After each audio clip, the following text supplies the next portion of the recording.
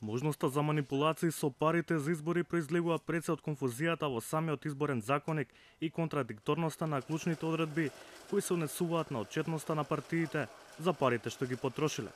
Но да тргнеме со ред. Две одредби се клучни кои ги утврдуваат роковите во кои треба да се знае кој колку потрошил и дали тоа го направил според законот.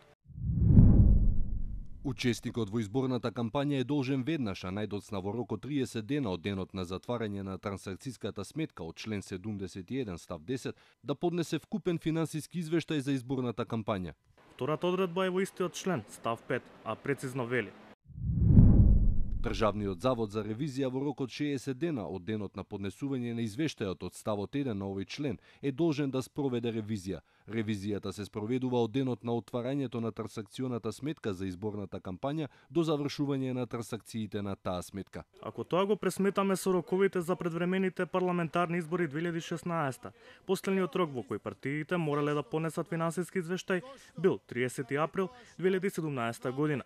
Од тој датум почнуваат да течат 60 дена во кои Државниот завод за ревизија треба да ја заврши ревизијата на конечните финансиски извештаи на партиите или до крајот на јуни 2017.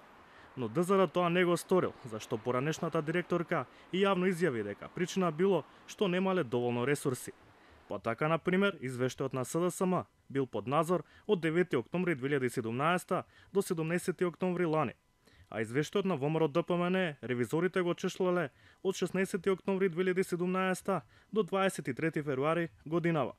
А доцнењето на ревизијата директно влијае на санкциите и последиците што според изборниот законник ги сносат партиите. Зошто? Затоа што партиите, според изборниот законник, имаат право на надомесна средства за учество на изборите. Но тие пари може и да не се исплатат ако ревизорот констатира неправилности или незаконитости во финансиските извештаи. Дополнително, освен кратењето на буџетските пари за одредени прекршувања на законот, предвидени се и глоби за партиите и за потписниците на нивните изборни сметки. Законот на Државниот завод за ревизија му дава право да понесе и пријава до јавниот обвинител. Но законите се едно, праксата друго. Како пример, анализиравме ревизорски извештаи на 3 партии: СДСМ, ВМРО ДПМН и ДУИ.